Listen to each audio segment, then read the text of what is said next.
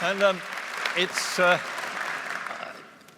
journalists love being on stage with politicians, and there's a reason for that. Because if you look at those tables where they ask the population which professions, what sort of people they most trust, and what sort of people they think are the biggest arseholes, I mean, that's a technical expression for what they do.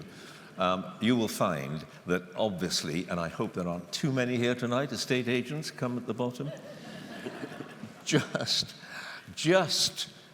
near the bottom are journalists, but below journalists are politicians. And the thing about having Ken here is he is the exception that proves the rule, because I think it's fair to say, and I suspect the size of this audience tonight confirms what I'm about to say, I think it's fair to say that he is that exception, politician that people actually, after a very long time, both like and respect. So it's a double pleasure to be here tonight, and with Ken. And I have to say this, and you will probably have forgotten this, Ken, although I suspect you don't forget very much. It's that look he gives you, you know, that kind of...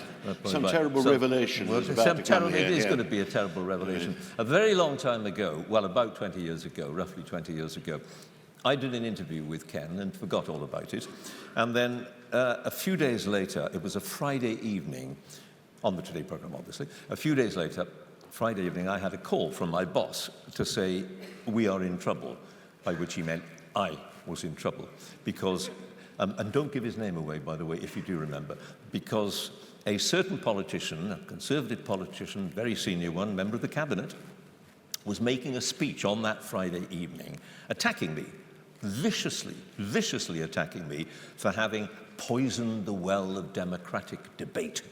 And the example, one of the examples that he used was an interview that I had done with Ken, in which he alleged monstrously that I had interrupted Ken 34 times in the space of the 7 or 8 minutes. It wasn't true. It was, I counted later, it was 37 times. But anyway, put that to one side. It was, and what he was doing in the speech was he was calling on his fellow cabinet ministers and other ministers in the government basically to boycott me, to stop. And had he succeeded, that would have been the end of my career. I would have been finished. This guy, that was on a Friday evening. The weekend papers were full of it. Humphrys going to be kicked off, and all that sort of thing. And then this bloke then went on The World at One. I wonder if you remember. And you were asked about it and said, are you going to boycott him? And he said something like, and I'm paraphrasing a little bit, he said, what a load of bollocks. Is that? That's roughly. I remember who it was. It's in your book. I mean, I don't remember it. Right. What I used to say was, people used to say that Humphrys interrupts a lot, and didn't Humphrys interrupt you a lot? And you probably agree. My response usually was, well, I usually interrupt him as much as he interrupts me, exactly. Which is absolutely usually true. And anyway, listen, we're going to tell you. Anyway, it was an objection that hadn't occurred. The man who made these appalling allegations... Jonathan Aitken? Jonathan Aitken. And what happened to Jonathan Aitken only a few months later? Moral never crossed John Humphrys. Yeah. I tell you, walking past Wormwood Scrubs, it was very difficult not to go, hey! So you remember that, Ken? I do remember it. I remember it. I always enjoyed it. We're just sitting here being nice to each other at the moment. Just excuse us for a moment or two. A couple of old boys reminiscing, and gather we enjoyed our exchanges. Yeah, I always enjoyed going to the same program, being interviewed by you. Because I'm quite garrulous and I have a bad habit of interrupting a conversation, I never even noticed the interruptions. I mean, nowadays it'd be quite different. They're different. Oh, they're awful now. I'd have to learn my lines before I went on. Somebody would school me, and we give you great demands. We weren't go on to this subject or that subject. But here, you may gather, we're both rather talkative, so the two of us used to get on, and we were both interested in politics and used to argue about politics. As you take a strong line, the job was to take a line which disagreed with me. That's the sort of job of the interviewer. Yes. And I rather enjoyed it. And isn't it the case that if one never interrupted a politician, we would just have a series of party political broadcasts? Well, actually, the politician would miss out as well, I think, because it becomes extremely boring. And just occasionally, because I'm sure very often you've got the better of me, but just occasionally, if you respond properly, I mean, that is what enhances your reputation. That's what, gets people to say we should go on again and all that. And it's... main thing is you keep the audience, if the audience are a seriously, intelligently interested lot. Whereas just sitting there with asking tame questions which are not being answered because you've got to give some slogan at least twice in the interview because some irk from number 10 has told you that's what you're meant to do. But before we go any further down this road, I immediately tell myself that I'm becoming an old goffer, an old veteran now, you see, and the moment I find the thought crossing my mind, things are not what they used to be, I count to 10, because that is the role of old veterans through the ages. And when you and I started, I'm sure there were some old blokes who'd done it before we had, who listened to us and said, oh, what is the world coming to? Do you know what, Ken? I was about to say to you, I was going to start this interview by saying, what's the world coming to, Ken? I mean, things aren't what they used to be. In fact, they've changed, in your book, one of the many things you say in your book is that we talk now about us all going to hell in a handbasket, and there's never been a political time like this because everybody hates each other and so on. But you say in your book that the 80s and 90s were the most vicious time in... And some of it. I mean, the viciousness was not so personal. And I don't think it was so low level as it is now. But there were equal critical crises. I mean, take one of the most controversial events of my lifetime, the miners' strike, Mrs. Thatcher's miners' strike, was, I think, the gravest political, social crisis I remember the country going through. And the country was fiercely divided. And one thing we had then, which we don't have now, were outbreaks of violence. I come from a mining county, and I still had a pit in my constituency in those days. And they were working miners in Nottinghamshire. We were always falling out with the Yorkshire miners, who were always the more militant ones. And I remember making visits to Mansfield to do a meeting, and I had to go through a police roadblock on the outside of the town to get in. Why was I coming into Mansfield? And in my own constituency, my miners at Cockgrave, I won't say mine, but my constituent miners at Cockgrave were going to work, but there were pickets coming up from Kent every day to try to stop them, Kent being one of the militant areas, and the policemen came from Essex, and they were having fights up and down the village street, whilst all my constituents were going to work over the fields at the back to avoid all the trouble. So that was the state of affairs and the politics behind it, the party politics, the partisan politics, the arguments about the merits, to this day remain ferociously, divisively controversial. Both sides have now created probably their mythology of what it was all about. So the idea that we've never been through anything like this before, and the only previous time I remember the whole public getting divided and arguing about everything was when I was a schoolboy still. That was Suez.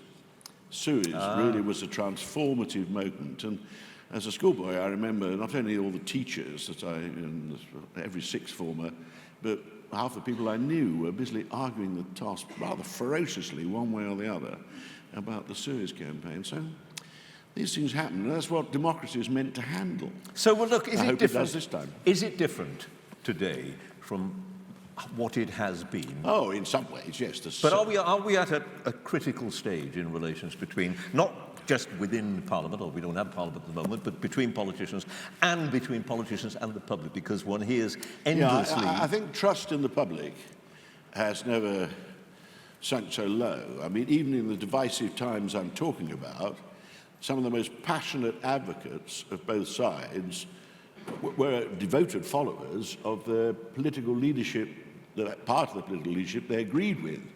I think at the moment today, the proportion of the public who hold the political institutions, let alone the political class, in near contempt, is dangerously high. And it's taken too far. The public are too cynical. Dangerously, that's... Well, democracy don't work. I mean, if you wish me to... I think it's not only happened here. It's something to do with the pace of change and change in society and technological change and everything else. I think none of the Western democracies are working in the way they have for most of my life. The partisan loyalties, the tribal loyalties, people feeling that they're centre-left, centre-right, my family are all Labour, my family are all Conservative. Across the Atlantic, we're all Republicans here, we're all Democrats, and all that kind of thing. And, you know, shifts of opinion between these two pretty loyal blocs, changing government when one side's made a mess and the other takes over. True all across the continent it used to be as well, with coalitions in their case, pre-packed coalitions, big broad parties in ours. That's all gone. People dislike all their politicians, and they're angry, they're protesting. They want to protest against politics, against the elite. There's some people who are very successful, and they're happy, they're content, they vote for what things they think would do best or is doing best. Others just vote against those people in London, those people in Washington. Haven't they always, you produce Trump, Brexit, Salvini, Marine Le Pen. It's all the same vote. It's all exactly the same vote. The one thing that the people who actually hold them in high regard, they're not real not politicians. They say it like it is. They're angry like us, and they spontaneously do things. And their solutions are simple. There are people to blame. It's all the Mexicans. It's all Brussels. It's all les Arabes. It's all immigrants. And here's this lovely guy who's socking it to them and annoying the establishment and all the other politicians. And that is changing politics quite dramatically. Really? Really worse than it used to be? Well, yes, well, look at all the... Well, so that the traditional tribal loyalties, I mean, I've never been terribly tribal myself, but I've been a conservative all my life, all my adult life. I mean, last election, the Conservatives won Mansfield, and we lost Canterbury. And this election, it's probably going to happen on a monumental scale. And lots of people, even in this election, don't feel any great passion for either side. And a lot of people are still going to make their minds up at the last minute. But is that a bad thing? It depends how... If it's taken too far, I mean, for the public to be sceptical, I mean, pity the country that goes in for hero worship. That is very dangerous indeed. Yeah, exactly. You should certainly be sceptical and wary and understand, but you need some understanding that governments can't be popular all the time. No government's going to just do popular things. If you're just going to say that every government's got to have a focus group and an opinion poll and then do what's going to be most popular when it appears in next Tuesday's headlines, it's no way of running a whelk stall. The governments have got to take on tough, difficult things and be judged eventually by the effect of their policies and judgment of whether things are going all right or not. None of this instant sort of, you know, the man must be a scoundrel because he doesn't agree with me and he's just said this about something. And anyway, we're all used to it has been around for a long time amongst a section of the population, the feeling, well, I don't vote for any of them, can't see the point of it, they're all as bad as each other, it doesn't make any difference. Anyway, they're all only in it for what they can get out of it. If voting changed anything, they wouldn't allow it. And all that kind of thing. In fact, I think the ethical standards of politics, defending my trade union, the ethical standards of politicians are rather higher than the ethical standards of the general public. They're higher than any other walk of life I've been involved in, principally the law and a bit of business career. Most of them are in it for the right reason. There are a few scoundrels, but everybody knows they're scoundrels, so they get thrown out now. They used to be just ostracised when I started. And of course, but it's... there's a balance to be struck, and the balance has gone the wrong way. And is that partly short-term angry protest is not a sound basis for a difficult world. Is that partly, in large part even, some would say, the fault of people like you? And I'm talking now, inevitably, about Brexit and the approach that remainers of your, I'm trying to find the least offensive word, let's use a nice word, sincerity, because you passionately believe in staying in the European Union. You passionately believe in the European Union, and you make that clear, but you also risk, because of your approach, you and others like you, demonizing those who take a different view. You give the impression, rightly or wrongly, you give the impression that you think if you voted against staying in Europe, if you're a Brexiteer, you're thick. Well, no, I've had that. That is one argument that gets used when people want to challenge you. Firstly, you're quite right. I'm a lifelong believer in the European project. I came into politics, and the reason I decided I was a Conservative, one of the things that really finally decided me was Macmillan's application to join. There's a symmetry in my career. But I hope I have never dismissed, except when you occasionally meet somebody saying on any subject something completely stupid because they've obviously got it completely around their necks and don't understand what we're talking about. But that doesn't happen. I don't dismiss the views of I've never dismissed anything as, oh, well, they've all voted because they're thick. That would be bizarre. I do think that take the referendum. On both sides, probably about an equal number of people were intelligent, sensible, reasonable people, almost like the general public. Some of them, equal numbers who were passionately, for sensible reasons, in favour of being in the EU, and a lot equally different, sensible reasons their judgment was to be against. Probably 30% of the population, either side. The votes of the others, they weren't all thick, the others, but a lot of it was a whole welling up of protest votes of one kind or another, some which cancelled each other out. That's allowed. And they weren't strictly about Europe. And that's why I think the result was something akin to the extraordinary, because it surprised everybody, all the pundits just knew that Remain was going to win. It was a startling result to the so-called experts, every politician and most journalists. Just as Trump was. So behind it is this bigger thing. And you say, did we make a mistake? I don't think I ever underestimated the problems over Europe. I mean, I was against holding a referendum, but anyway, that's another matter. But I understood that we were going to have a lot of controversy over Europe because it's, for the last almost 50 years, it has been an extremely divisive issue.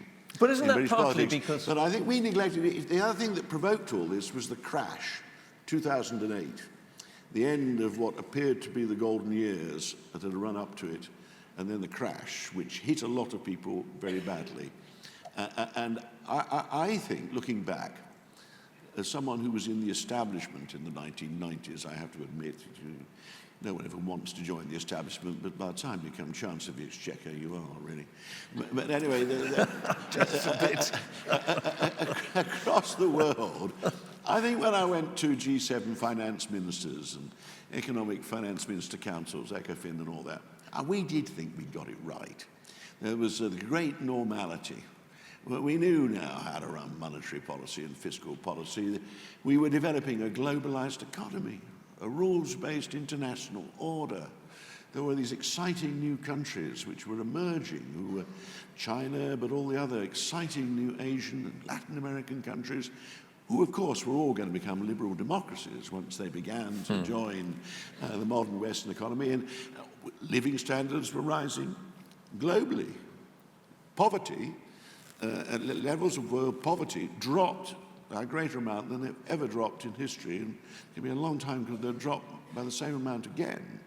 And it was okay, and the country was getting better. And the 1990s, 2000 were like that. What we never noticed was the benefits were going about 40-odd% of the population.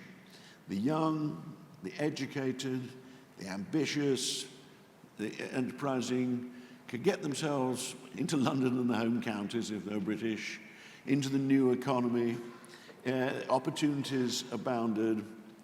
And in the old rust bucket industrial towns where they've been deindustrialized, and some of the rural areas where a lot of the bright young things had left and were never going to come back, they wasn't doing anything for them. And as we know, in America and here and other countries, the income of the average working person does not mean change, whereas as far as they could see, there were some people getting filthy rich, thriving in this brave new world. I won't go on because it's becoming a rather cliche-ridden diagnosis now, but the left behind, and the fact that a lot of the public did not perceive the benefits of the new world being spread fairly and disliked the pace of change because it was threatening and leaving them behind. That, I think, has upset the apple cart. Well, there's a day-to-day politicians running a department or something, what you do about that, I don't know. But the next generation have really got to tackle that because the angry disaffection of a lot of people The simple way of summing all that up, though, is to say that you, the ruling class, the politicians, simply lost touch with the people. And that's why we had that vote a few years ago, and that's why everybody said, my God, what's happening? So in the end... Yeah, I think we also lost the ability to... We didn't explain it. I mean, I've already said, you can't just respond by saying, what do you want? Here it is. I mean, we're a bit of that at the moment. I mean, God knows how much money every lobby's been promised. Well, it's an election campaign. It's an election campaign, but it's, it's all happened a bit, but it's happening a lot. Somehow you've got to find some way of explaining to everybody what's going on, and if you think actually the benefits are not being perceived to be spread fairly, but are not being spread fairly, realise you've got to react. I mean, always when you're in government particularly, of course you have to be conscious of, is what we're doing popular? If not, why not? What are we going to do to make it popular? And all that. Sometimes you just put your tin hat on and say, well, when they see it works, it will be popular. But there's not that kind of relationship now with the public. Well, but a lot of things have changed, haven't they? And one of the things that's changed is social media, which you didn't have when you were a young man. Disastrous in my old man's opinion. Yeah. Well, disastrous may be because people no longer have to listen to you guys in the way that they once did. They can talk to each other in the way that they couldn't before. And they switch out views they don't agree with. But we've always done that. Every extreme right-wing person, every extreme left-wing person knows that the BBC's biased. Yes. If you're a hardline Marxist, the BBC's a capitalist plot. Yep. If you're a hardline right-wing nationalist, the BBC's a socialist establishment plot. Yep. And that's because if you listen to the BBC, you have to listen to interviewing people you don't agree with. Quite. Putting forward opinions that you don't like. You go on to social media, and the only people you need exchange views with are people who share your own crackpot prejudices. How many of you think the BBC is biased? Hand up if you do. And those who think it is not biased? All right. Settle for that. We both agree with that. It's a very comforting audience, John. We're part of the Westminster bubble here, quite plainly. Well, clearly. So look, what is the answer then?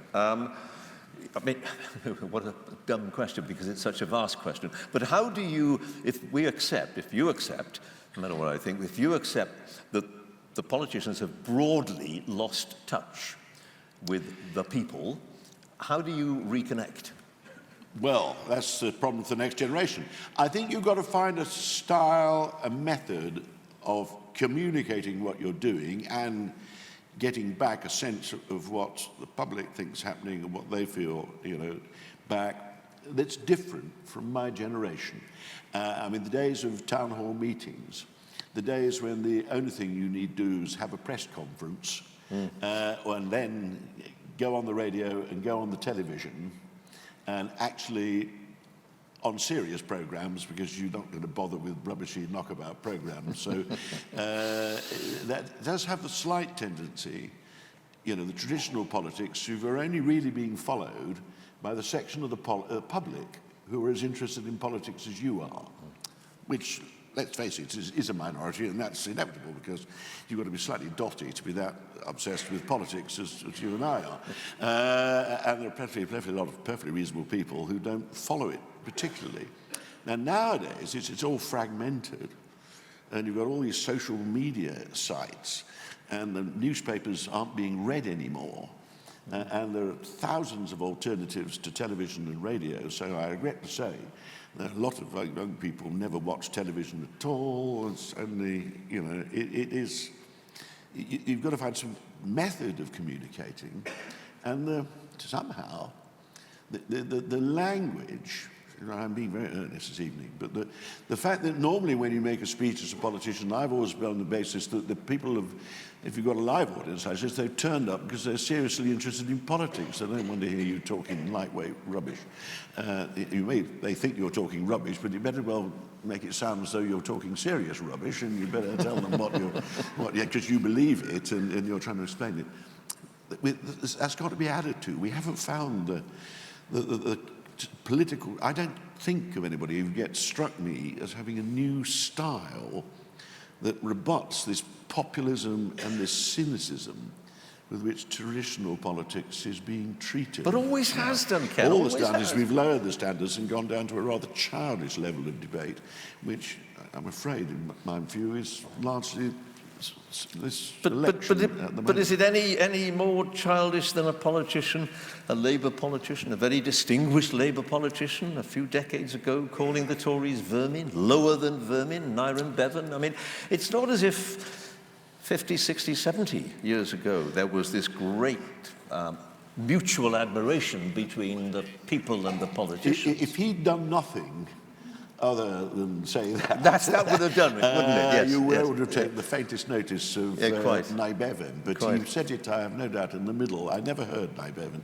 but he obviously was brilliantly eloquent, and he also was a very considerable political thinker. I mean, he had... You go into politics to make a difference. He knew what difference he wanted to make. Yes, he had made it. He knew what to... And he was trying to rouse the enthusiasm of his audience, and he didn't just give them the details of how the new health service was going to be structured, of what the arrangements were going to be for the recruitment of midwives or anything, because even in those days that wouldn't have held your audience for very long. He could liven it up with a few attacks on his opponents, and that's one of his famous ones, lower than vermin. But all right, Nye Bevan was a great presenter. And what were controversial politics? I mean, Nye Bevan's opponents thought he was a communist at the point of supporting the country. All right, talk about politicians today. Your views on Boris Johnson? No.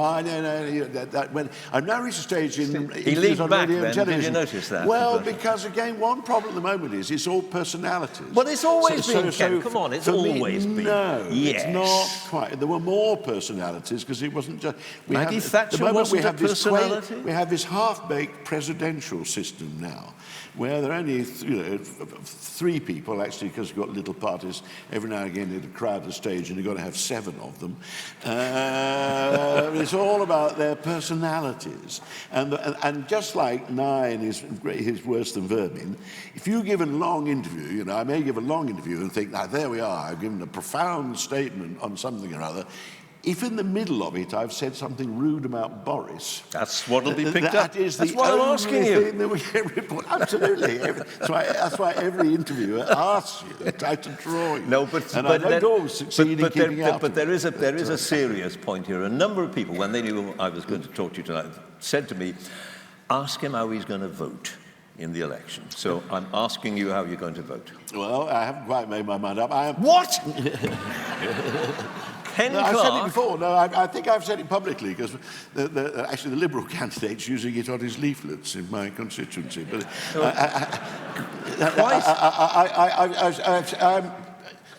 You're old enough to remember Orpington Man. Yes. I'm in the position, nobody here knows what we're talking about. It was a spectacular by-election in the 60s, I think, early 60s. By the way, he is now doing what is known in the trade as ducking the question. No, I'm not. The Orpington Man was a Conservative seat that went Liberal. And that was a protest vote. Discontented Conservatives voted Liberal as a protest. It's happened. The fate of the Liberal Democrats has usually been to be the vehicle for protest votes of one kind or another, and they've never quite built up a big enough thing. So I'm one of those Conservatives who's thinking of voting Liberal Democrat. Michael Heseltine's gone further than me. He's around campaigning for telling everybody to vote Liberal Democrat.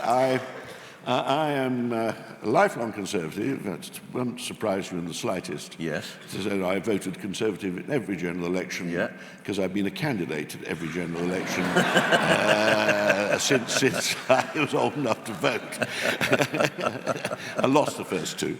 That I really, as a lifelong believer in the European project, as someone who went to great lengths in the very interesting end of my career, coda of my parliamentary career, to whatever else we're going to do, we're going to stop leaving with no deal, no withdrawal agreement, no sudden leaving. You know, I'm being asked to vote Conservative again, and my views are still in line with the mainstream policies of the Conservative Party for the first 60 years of my membership. It's changed a bit since the referendum. You had the whip withdrawal. I guess in this room, I think there are a lot of people in the country, lifelong Conservatives like me, who are not sure they're going to vote Conservative What this will make time. up your mind? And on the Labour side, there are masses of them not sure they're going to vote Labour this time. But what will make up your mind? What more We've only got a few days to go. What more gets said on where we think we're going, really. So what does Boris Johnson have to say to persuade Ken Clarke? To make me really confident that I should stick, because I'm not hostile to Boris particularly, what he'd have to say to make me confident, happily vote Conservative, would be to give some extremely clear indication of what it is he's going to negotiate and what the objective is. We know what the deal is. All we're dealing with is this 3 preliminary points in a perfectly straightforward withdrawal agreement, which should have all been sorted out in the first 6 months. But it's now a rather silly one with a border down the Nonetheless, Irish we are Sea. where we are. So what could he say at this stage? That he's going to go for not just the broad phrases about friendly relationships, that we are going to try to keep intact as far as possible all our economic and trading ties, the free access to the biggest and richest free trade area in the world, which our economy in the 21st century needs, meaning we accept there are rules. You can't have a trade deal with anybody if you don't have some understanding on product standards, labour standards and all this kind of thing. If you don't want to stay in the single market, you don't want to stay in the customs union, well, let's have regulatory alignment and a customs arrangement. So you settle for that. So it doesn't have to be membership. Soft Brexit. Because all right. Politics is compromise and pragmatism, and I've compromised a lot because I voted against invoking Article 50. If I thought it would work, we support revoking Article 50, but you'll never get I've resigned to fate that thanks to this blasted referendum, you'll never get a parliamentary majority for that. That's why I would settle for the softest possible Brexit, and I haven't got on to mention all the should carry on as now on the anti-terrorism, intelligence sharing, international policing, medicines licensing. You'll have to change it because we're leaving, and that some things we have to have arrangements.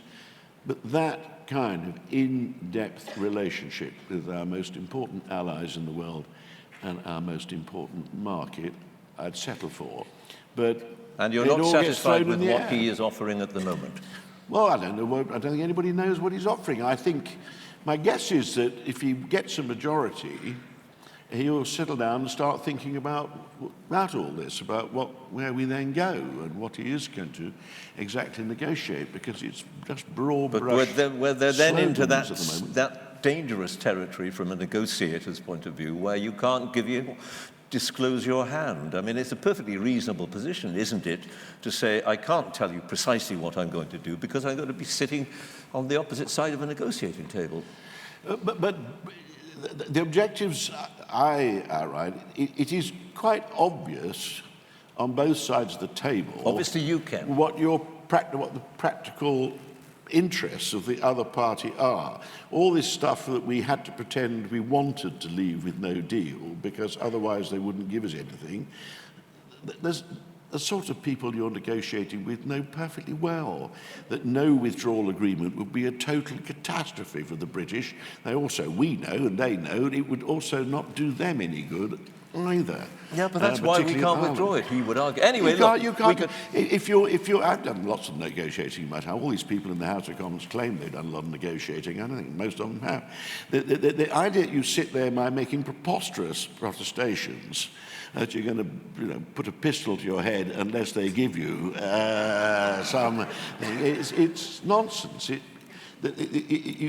course, the details, when I say regulatory alignment, don't get me wrong, negotiating the actual terms of the regulatory alignment you're going to have for goods, this is trading goods, that'll take experts, specialist knowledge of many sectors of the economy a very long time. But that's the whole point. You'll be be casting your vote in a matter of days. That's the whole point. Yeah, but so I'd like to know that we're heading for something that preserves as much of the economic benefits of the EU as possible and does something to try to retain some of our political voice in the world, because I personally believe, as every leading conservative, every prime minister I've ever served under, every government I've ever served in, every conservative, mainstream conservative politician has until 3 years ago, that being in the EU makes Britain a much more powerful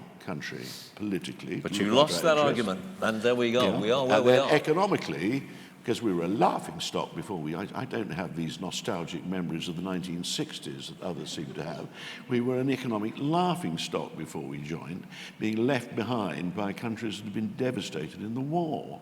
And it's not the only reason we now have the makings of a potential modern economy and so on, but it's been the basis, particularly when we, the British, a conservative government, persuaded the Europeans to move to the single market. It's one of the key bases on which we built up a comparatively thriving position in the modern world. And the second bit, we could largely keep. Because you can't get a trade agreement with anybody if you say, I want you to throw your markets open to me. Of course, we're not going to have any rules. We're sovereign. We'll decide what rules we have. We just want you to open your markets to us. And do you insist on selling things to us? Well, it's all right, so long as you comply with whatever the rules we have are. That's ludicrous. You wouldn't get Papua New Guinea to agree to that, and they're no doubt very shrewd in Papua New Guinea. You get absolutely nowhere. We could talk about this all night, couldn't we? I'm not going to. You're getting me bogged down in the details of European policy. No, well, not exactly. But I still haven't had an answer from you as to how you're going to vote. No, I haven't made my mind up. You haven't made your mind up, exactly. I shall just see. There's no time. Anyway, let's put that to one side for the moment, and let's see what the audience would like to know from you. I'm a doubtful conservative. You're a doubtful conservative. I would say to you as a canvasser. Okay. And if I were all right, so one more question then. I am the person on the knocker, as it were. I'm the Tory with a nice little thing over my hand, and you open the door to me, and I say, and how are you going to vote then, Mr. Clarke? Can we rely on your vote? And you're going to say, I'm a doubtful conservative. What does he or she, the knocker on the door, have to say to persuade you to vote for them? Well, we may as well canvassers put down sometimes, but I don't know. The optimistic ones will stand there and argue with you, give you a slogan, and go away and say, put you down as conservative. But what should they say to get you? Well, no. They won't. No, we don't do knocking up on the day anymore, but they're not going to knock you up, are they, really? They're not going to turn you out because they're not sure, unless they're... If I mentioned doubtful Conservative, if it was a marginal seat, they probably would. But they go back. And that's it, isn't I it? mean, what you've got to try and do is you're trying to get a sense, what depends what you're doing when you're canvassing nowadays. We used to do all this knocking up because people didn't have cars and things and you give lifts. Nowadays, they just seem to be checking on the opinion polls a lot of the time. If you've got an organisation, you've got to start thinking, if you're picking up a lot of people like this, what can we put in our leaflets that might get more of these people to be cheered up and come on side? And if you can work out, get out of you why you're doubtful, what can we say? Who can we send somebody along, try and get this bloke to make his mind up? You sound like a grumpy old man. I'm practicing. I repeat what I said outside. I said I am practicing to be a grumpy old man. My children say I need no practice whatever. But, Questions, ladies and gentlemen. There's microphones up there and in the... There we are. Yes, over there. Number... Oh, I can't see the number. What does it say? 3. Does it? Good God. Can you read 3 on that? I can't. Oh, all right. Number 3. There we are. Oh, now I can. Terrible colours, they merge. Anyway, off you go. Yes, sir. And then there's one over there. Mr. Clarke, what's your likely view on the outcome of this election? Who will win a majority, and if no one, which party do you think will have the majority to form a coalition in the hung government? Assuming there is a coalition. Well, firstly, I think this election is more unpredictable than any I can remember. Without boring on with my theme a moment ago, I've never known the population so angry and volatile, and because traditional loyalties have broken down in a different way. You know, Conservative loyalties have broken down in London and the home counties, and Labour loyalties have broken down in Barnsley, and all this kind of thing. It's very difficult to predict. So that's a caveat to get me out in the first place. The only one who could win a majority is Boris, I think. I think that's already clear. There could be a Conservative majority, and the only alternative is a hung parliament. That's really because only 2 things have happened of any significance since it started. The first is the Brexit party has collapsed.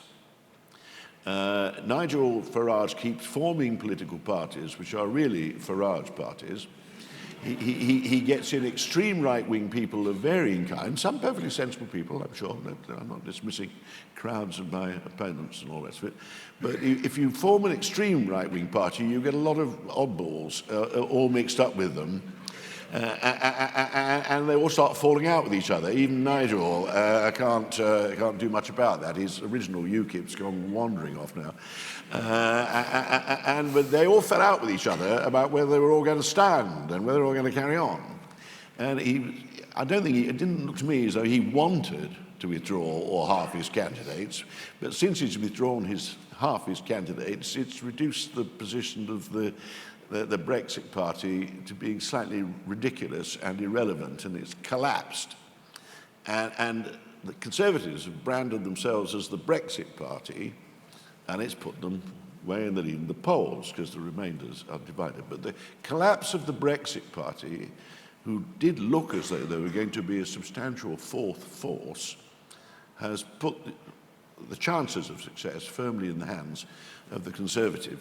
The second thing that's happened, as it's been, in my opinion, is it's become perfectly obvious that Jeremy Corbyn could not be elected Prime Minister of this country if he carried on trying for 1,000 years. He is absolutely, he costs his party a vast number of votes.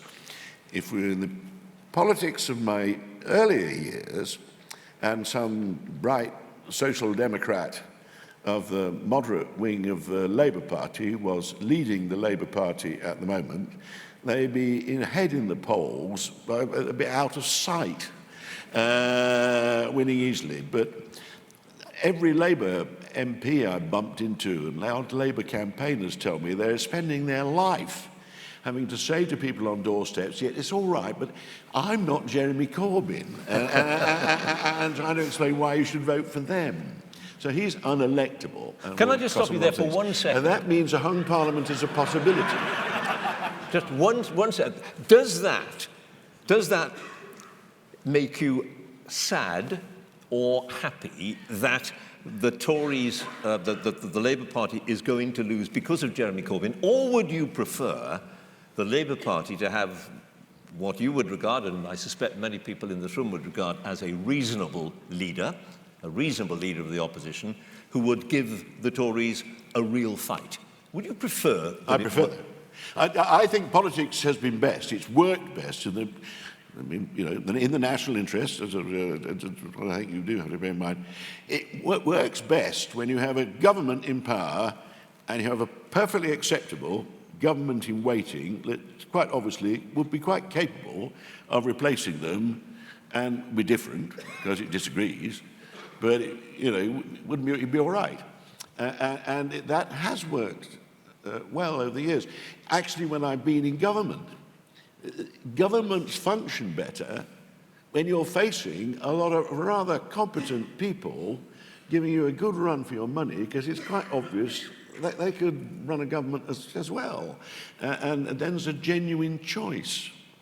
And I don't know, I mean, with hindsight, and at the time, it was a very one-sided election because we torn ourselves apart in an argument about the blasted Maastricht Bill. But, the major government versus the Blair opposition, that's a kind of choice that's in the national interest. I think most of the elections before that fall roughly into that category. And the last time that one of the parties made itself unelectable was Michael Foot. But Foot was not as unpopular as Corbyn is. And Foot was a more credible character, not as an administrator, I think, but he was a very nice, very distinguished, very eloquent man. And he wasn't as left-wing, I don't think, as the Corbynistas. And so usually you've had that choice. Here we are in the middle of an historic crisis where we're probably going to determine Britain's role in the world and our relationships with the world, and certainly our economic relationships with the world, in a fairly important way for the next generation or two. And neither party is in its normal condition. They're both slightly bizarre versions of the Conservative Party and the Labour Party, as they were during most of my career. So I regret that. So I'd like a good, credible Labour Party, because it would make the Conservative Party come to their senses, in my biased view, and start presenting a serious programme for government. And then the intelligent people would decide. Then you're answerable to the judgment of the electorate. So may I do what journalists are renowned for doing? In fact, it's probably the first commandment for journalists, which is first simplify, then exaggerate. And what you've just said, I see the headline in tomorrow's papers: Clarke calls for the return of Blair. Is that... That's probably the headline that will appear, because of the marvellous habit of sub-editors of just ever so slightly putting a nuance on what you've actually said. That's it. Yeah. Like I say, first simplify, then exaggerate. The Blair government wasn't a bad government apart from going into Iraq, which I'm afraid ever blighted his reputation. Number two, microphone number two.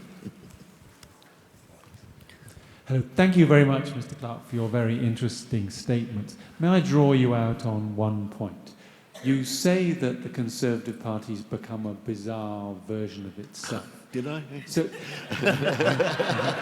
that's close enough, Ken, yes. So could you forecast what is going to happen to it now? Is it going to become a nationalist, xenophobic, ultra-right-wing version of the party you joined, or is it going to move back to becoming more of the One Nation Conservative Party of which you've long been a supporter? Is this the end of the Tory party as we know it? I think it will come back, and I think the great bulk of people in the Conservative Party haven't changed. I mean, in both parties, I think because unless public opinion has changed in its nature in the United Kingdom, pulling back towards the centre will eventually happen, although at the moment public opinion is as polarised as political opinion on this one toxic topic of Brexit. But I mean, there are extreme right-wing people in the party and extreme left-wing people in the Labour Party who assumed they were going to purge the wing. You know, let's take the safe example of the Labour Party. Some of the Corbynistas hate Blairites more than they hate Tories. And we're going to deselect them all and all the rest of it. Well, fortunately, I don't think it's going to happen to either party because they haven't actually purged many people. And actually, out there, the sort of people who are candidates, the sort of people who actually are going to determine things, the parliamentary parties haven't fundamentally altered. It's the hysteria of the moment. And actually, the Conservative Party, about that, we haven't staked ourselves to anything that's, you know, sort of launching out into some great new extraordinary phrase. The broad brush things that have been said are all compatible with eventually producing a sensible agreement, close agreement, on that time, as I was saying, and actually working out that we do have to live in the modern world and that we're not going to be living in some isolationist splendour, either politically or economically. After all this, there's really nothing very specific that's been said that wouldn't stop a new Conservative government becoming a perfectly orthodox, quite normal type of Conservative government in what it actually does. And would that require a new... It might mean Boris slipping away from the exact words he used occasionally once or twice, but he's done that once or twice before, so I think he could manage. So, but he could do it. Boris Johnson could do it, could reunite. He's an intelligent man, he could. Well, he's an intelligent man. And he'll want to. He keeps, I mean, he keeps saying in public that he's a one-nation Conservative. And, but he has to. He says that to me as well, and some of his instincts are true. I mean, he is. I mean, it doesn't have an illiberal past, apart from, again, his, I realise that some people think he's an unfortunate choice of phrase. Some of his articles on Muslim women and things perhaps might dispute that, but he doesn't. He's not an illiberal man, and he's not. And until the day the referendum campaign started, I would not have said he was a particularly right-wing Conservative, personally.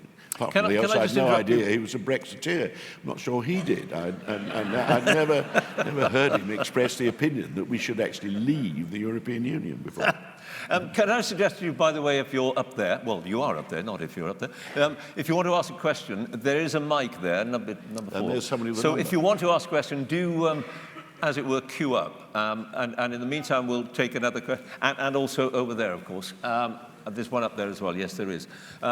There is somebody up there.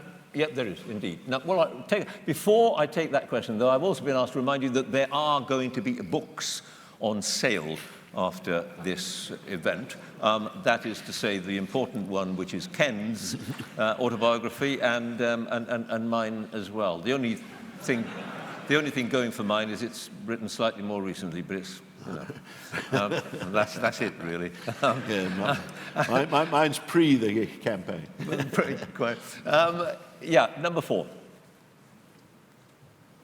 Mr. Clarke, can you think of any good reason for Britain leaving the European Union? Not a good question. Yeah, well, again, because I am a sort of moderate, sort of centrist sort of politician, so I ought to be able to think there are a lot of things wrong with the EU, but people tend to say that, and then they're rather thin quite often in specific things they want to do. One of David Cameron's problems when, in order to justify the delay before he called the referendum, said he was going to get reforms, but the conversation I had with him, he hadn't the first idea what reforms he was going to seek, really, which is one of the snags when he embarked on that.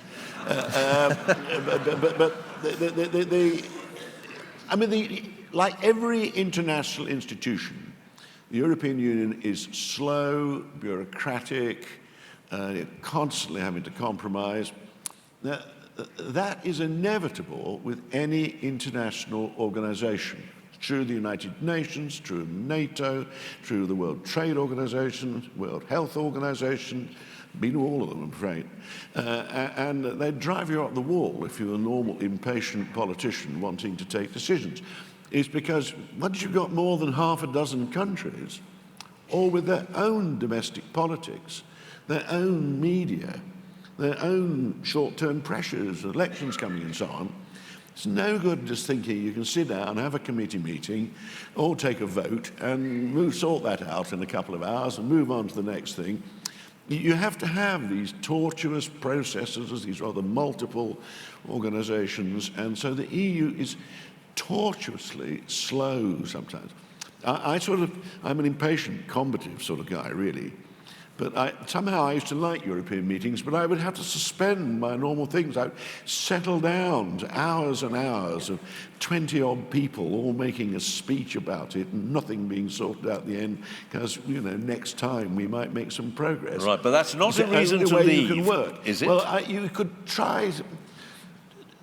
It would be not a reason to leave, no. I'm explaining why we shouldn't leave. But can you think of a reason to leave? Why I supported Maastricht, why we needed structural reforms to make it just a little less exasperatingly, frustratingly slow. A reason for leave, what do they do that I deeply object to, what they engage us in? I hate to say it, I mean, it makes me sound, I obviously am. Absolutely, one of the worst of the worst. I can't think of a reason to justify leaving it, because I don't actually. No one's explained to me what they think we gain by leaving it. They all say, "Oh, we're going to run our own affairs, take back control." And all those regulations. So you say, well, what regulations? All right, but let's not rerun the referendum debate. You cannot think of a single reason, even if they were to announce next Thursday week... Not to justify leaving. Justify leaving. No. So if they wanted a European army, if they wanted to... You know, whatever. Well, they haven't. You can block a European army. Well... They're not going to have a European army. Right, but so there isn't a single thing that they could do, however expansionist... Oh, they could do things that would make me leave. When you take some sort of bizarrely aggressive foreign policy stance and want everybody to sign up to it in the Middle East or something mad. We have a lot of common interests we've got to protect together, and we should cooperate with them. But again, we see we're one of the big three. So long as we're there, that we were not going to start engaging in some oddball policy led by some other populist from some other European country, because you either have a veto in practice, even if you formally don't have a veto, in the end, if the Germans say they're not doing it, if the French say they're not doing it, if the British say they're not doing it, it doesn't happen. Yeah. And all the smaller countries used to rely on the fact that the big three didn't dominate it because they never all agree with each other.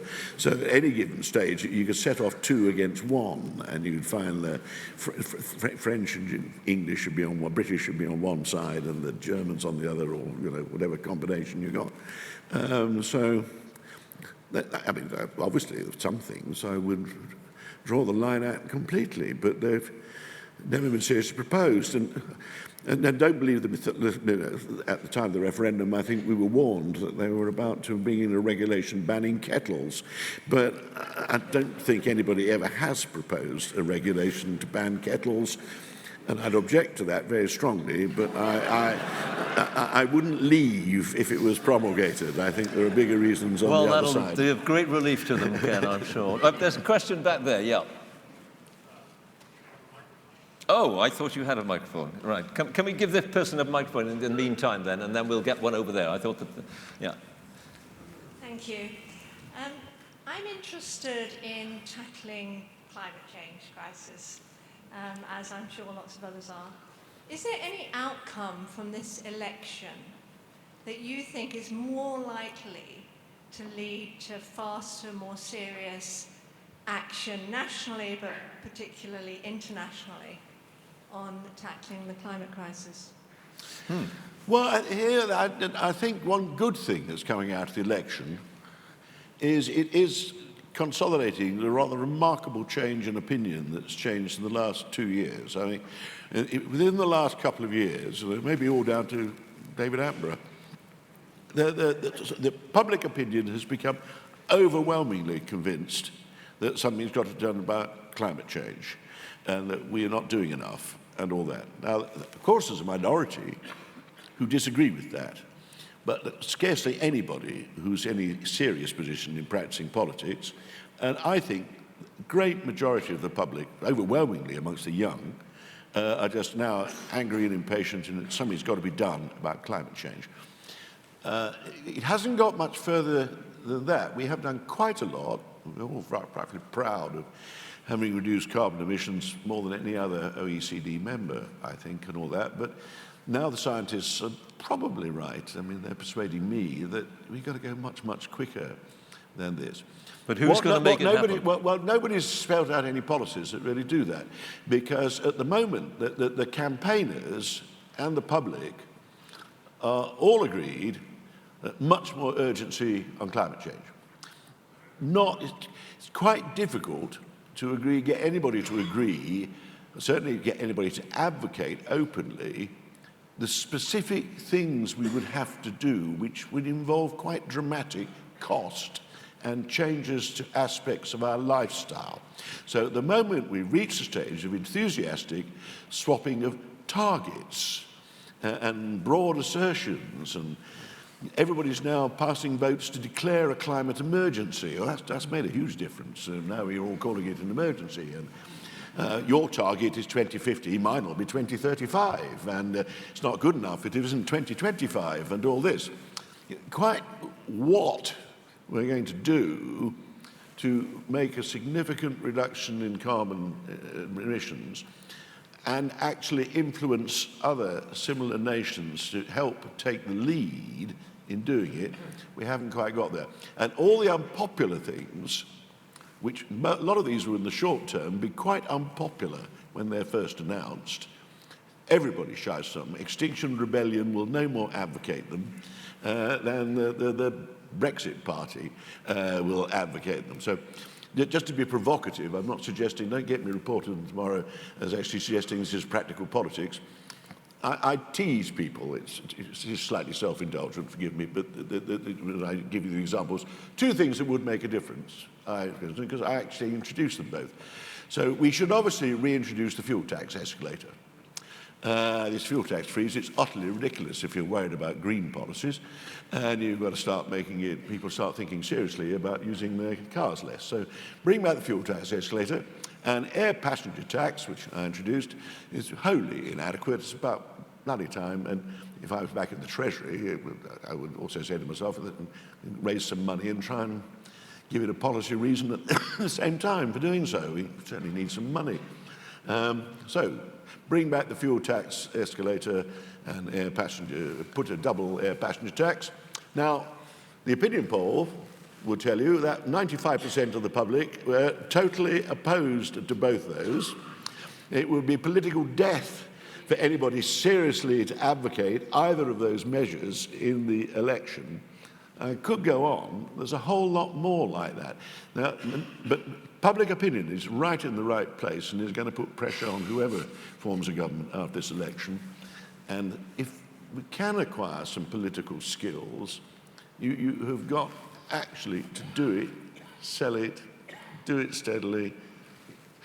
I'm not squeamish about my art. You've got to time it well, about my trade, my politics, but you've got to time it properly, face the storm when you can afford to face the storm, persuade people why it's been done, say it's not too bad when you've done it, get back to the skills of persuading the public that if you want to do something about climate change, this is doing about saying climate change. It might go wrong. President Macron was brought in a perfectly good green tax, and that's what led to the creation of the yellow jackets. He's been facing violence in the streets ever since. And so it's tricky. And that's why I say I think the arts of politics. I had a very popular first budget. Whether it was any good or not, I'll leave those to judge, but at least I think nobody argues it was hugely popular. I couldn't believe it because nobody noticed I'd raised the tax burden on the country with the greatest amount in any single budget since the war. But I'd slipped in a penny reduction in income tax at the end, and that was the exit line, and it seemed to work. Something, more subtle than that is going to be required to get some more movement on climate change, I think. But isn't it monumental? I don't know, I suspect this might have been at the back of our questioner's mind there.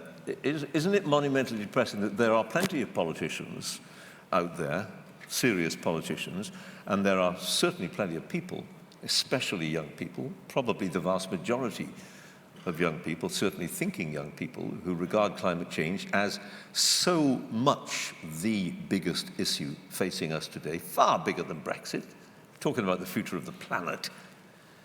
Isn't it desperately sad that there is no serious politician prepared to stand up in front of the cameras and say, ladies and gentlemen, we are facing the greatest crisis humanity has ever faced, and therefore what we should be doing are these things that will occasion huge sacrifices on the part of the populace. I know it's going to be unpopular, I know the opinion polls will tell me apart, but nonetheless, that's what I believe in.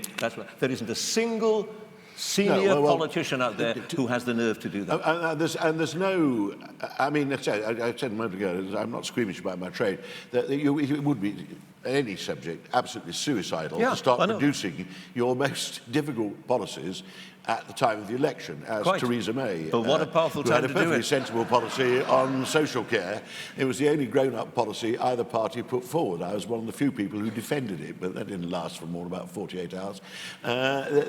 You just don't do that in the middle of, of course, an election. You're busily putting forward things that you think are popular and you're shutting up about other things. But you do the unpopular things if you get a proper majority, if Boris gets a proper majority, all the things you think you've got to do, A, in the national interest, B, in order to look like a successful government in 3 or 4 years' time, which is the timescale you should be thinking of, not next week's newspapers, but what you're going to look like in 3 or 4 years' time, do those in the first half of the Parliament.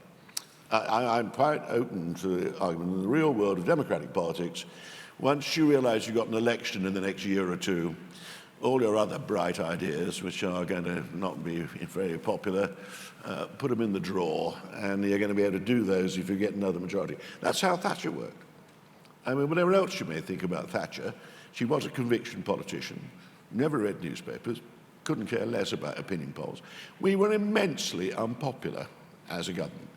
I was a minister all the way through. I never had a popular policy over something in my department that I was implementing. Most of the time, I was in the middle of wild controversy. We sank in the opinion polls to astonishingly low levels, but you laid off a bit towards the end. You didn't do anything too dramatic in the last 18 months or so. If you'd got it right, if what you'd done actually was beginning to have some effect, people forgot they were ever against it. And they think, oh, they're not doing too badly, so I suppose somebody had to do it. And we got re-elected. And that is so far removed from where we are now. But no one's ready, I think, with tough green policies.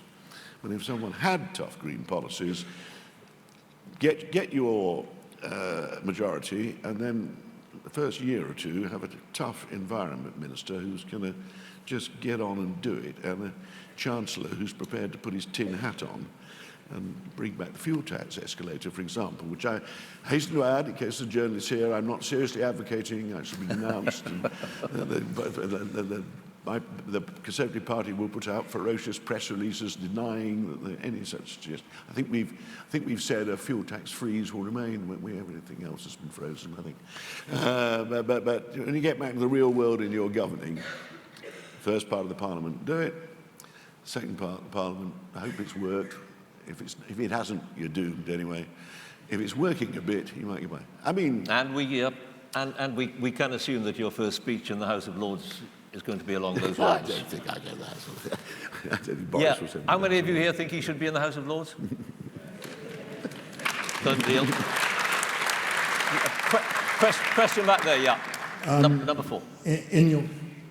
What is the likelihood of the first past the post system ever changing? And would you like it to change? Well, no, I wouldn't. I've always defended it. I've always defended it because it's extremely good discipline on the politicians and an extremely good discipline on the public. Because the first past the post system, we force our politicians to produce big, broad-based, pre-packed coalitions. The British Labour Party and the British Conservative Party would not be a single party in any other country, with the exception of the United States, where the same pressures apply. Tony Blair and George Galloway were happily in the same political party for over a decade, which would not be possible in any other system, and there are good examples on the Tory side as well. And so you have to, this wide range of centre-left, centre-right, right people put together a body of things that agree on. They've got any sense, not in too much detail in the manifesto, but a broad understanding of what they're then presenting. And so a pre-packed coalition is put to the public. Now, the public, who otherwise might be tempted to vote for all kinds of things, you know, this individual person has a particularly strong view on you know, some planning policy down the road, or has particularly strong views on what we ought to be doing about nurses or whatever. There's danger they vote for little, narrow interest parties, which and you fragment the result. And I think the British are particularly bad would be at forming coalitions, although the one we had in 2010 was amazingly successful, to my surprise. But normally, we may find at this election, if we have a hung parliament, trying to get a coalition out of parties that have rather sectioned themselves into little silos is quite difficult. So that's how I've always defended it. Right. It forces the public, and not just the politicians, to face up to the real business of government, not just indulging yourself because you happen to like this particular form of Trotskyism or whatever it is, and you're going for the narrow party which will get 6 seats. And we've got about 6 or 7 parties in Parliament already. Now, that is breaking down. The first past the post system is not having that effect, because both the major parties, I won't go into the dangerous business of using rather loose language about how both the major parties are not in their usual condition at this particular election. But if you look at this present, wouldn't a proportional representation make it even worse? You'd get 10 parties in Parliament almost incapable of agreeing with each other unless we rediscover the arts of compromise and pragmatism in Westminster, which we've rather lost at the moment. We've got 10 minutes left. Going to try and fit in a couple of quick ones. Number 4, and then can we get a microphone you here? Know this from your gentleman's programme, been trying John, for ages to ask questions, so off you go. I always ask to give short answers and never do. John's suffered that for years. Well, Mr. Clarke, maybe a short question. Do we pay MPs enough? Oh, that's easy. Yes or no, Ken? It's about right. I'm glad we've taken it out of their hands. Nobody accepts it out of their hands. Every time you give a pay rise, it will be immensely unpopular. So there's always, as long as you brace yourself for an outburst of rage the morning after the raise is done, it's about right. You've got to try to attack amongst the people you get in. You want a representative crowd, but you've got to try to attract some of the best brains, some of the best people in the country. If you really want a good government, you've got to accept you're going to have people in it who could make a lot more money and a much easier job outside. And for that reason, you have to pay properly, and you mustn't have a level of pay which causes people to make immense sacrifices for themselves and their families compared to what they had outside. Now we haven't got that. I'm not claiming this is an immense sacrifice now, but it's about right, and I wouldn't reduce it. If you put it to an opinion poll, 95% of the public would say they're paid too much, and if we are going to govern the country in that way, well, you have to brace yourself for the country gentry and the prosperous lawyers taking over all the seats again, because they'll going to have to earn their living outside in some way, which is what I did when I was first elected. There we go. Yep, the gentleman here. Quick one. If the Conservatives were to get a majority, would you worry for the unity of the United Kingdom? Well, depending what they do. I am worried about the unity of the United Kingdom, and I genuinely think it is in the interests of the four countries, the four nations, to remain in a United Kingdom. I think if there would be one thing sillier than putting a new border with barriers down the Channel between Dover and, and Calais, it would be trying to put in new border arrangements along Hadrian's Wall and recreating the medieval kingdoms and going back to our past. I cannot think of anything more zany to do in the 21st century. We are creating one of the best opportunities for nationalists that they're ever going to have in Scotland and in Northern Ireland by the nature of the debate we're having. If you believe, which I don't, obviously, I may gather, I'm a firm unionist. But if you want to make the case that Scotland's being ignored, that the UK Parliament's useless for Scotland, that we're just, all these English just are not remotely interested in our opinions or our interests or rest of it, well, the same thing in Northern Ireland. Well, if you can't make that case now, you're never going to make it, which is why SNP are so desperate to have a referendum as soon as they possibly can, because unintentionally the English debate is perfect for maximising their support. They probably still wouldn't win because the Scots are, as the English, have quite a canny section of their population who also feel that it's a bit unreal and would be disastrous for them. This is the best chance they're ever going to have. Indeed. Similarly in Ireland, if you don't negotiate yourself out of this position where you've got totally different arrangements for Northern Ireland, so you permanently got what will ever, if you have a hard Brexit, will rapidly become ever-increasing differences across the Irish Sea, and again an apparent total disregard for the opinions of the Irish and the all-Irish economy and so on. You are running the risk of driving the Irish. The only thing that will save Ireland fit in one more, Ken, is you have to have a vote in air as well. And I don't think the Republic will want the Northern Irish to come in, but the Northern Irish will vote if they go south. Number three, I think this is probably going to have to be the last question. Well, Mr. Clarke, you've always been a bit of a hero for me, mainly because you have been pragmatic and you have always judged the world with common sense. Particularly in the time that you've been a backbencher. Now that you've gone, who do you think will be able to take over that most important role in the House? No, I laughed at your slightest barred comment. Obviously, when I was a minister, it wasn't quite the same. Chancellor, yeah, absolutely. is what he's saying. drove me out of the wall when you were health secretary and all that. Yeah, sure. You're trying to get me into personalities again. Going back to what I said a moment ago, I'm basically optimistic. I think the real world will make whatever government's elected come to some sensible conclusions over Europe. We cannot go completely mad. We are a modern developed country. And there are plenty of Brexiteers who don't want a hard Brexit. Michael Gove, like me, has voted for every deal that's been presented to Parliament. And I don't doubt Michael is a passionately sincere anti-European Union politician. But he's not in favour of having no agreements and tearing up all our arrangements. He quite obviously is not. I mean, you're not allowed to go back there, Ken. We've got a couple of minutes left.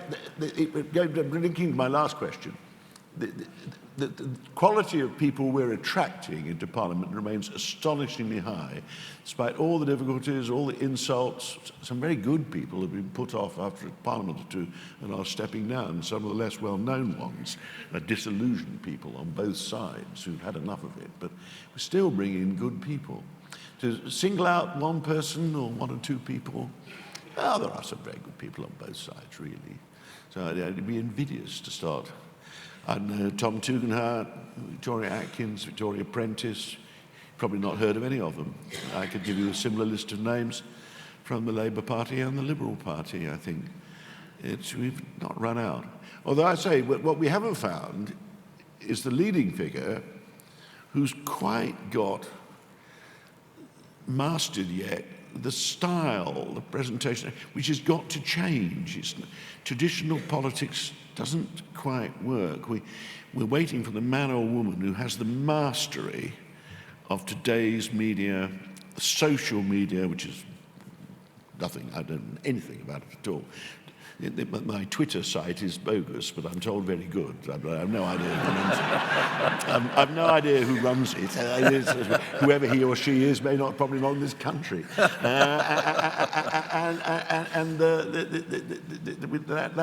That person will emerge. All right. And he won't be trained by a public relations officer.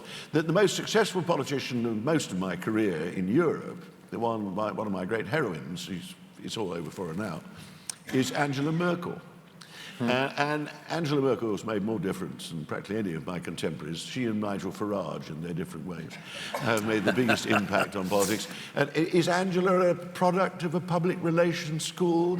Did she have a makeover? Did she reproduce the Kennedy image type politician? Well, with great respect to Angela, no, she didn't. She's a complete one-off because of her very, mumsy, slightly, cautious, straight, and her way of oppressing things. But at her peak, she was tremendous. All right. And a new type of politician has not yet emerged. That's what we need. And I won't put a name on that because I have no idea who it's going to be. All right. Well, let me finish with this question, observation, both. Many people believe that you're the best Prime Minister we never had, and you came very, very close a few times, very close, and you've held most of the major offices of state. Had you been Prime Minister, and you must obviously have thought about it a great deal, over the years, how different would this country be today? And you've only got, Ken, 2 minutes to answer. Well, you're very kind. Everybody's been very kind. I'm not have my head turned with all this kind of flattery and all that. But it's often been, I've had that said to me before. I always say that it's a great club to belong to. The greatest Prime Minister we never had, and all that blah, blah. Because Roy Jenkins belonged to it, Dennis Healey belonged to it, Geoffrey Howe belonged to it, Michael Heseltine belonged to it. It's a great club. It's the best club to belong to because no one will ever know how bad you really would have been if you'd ever got it.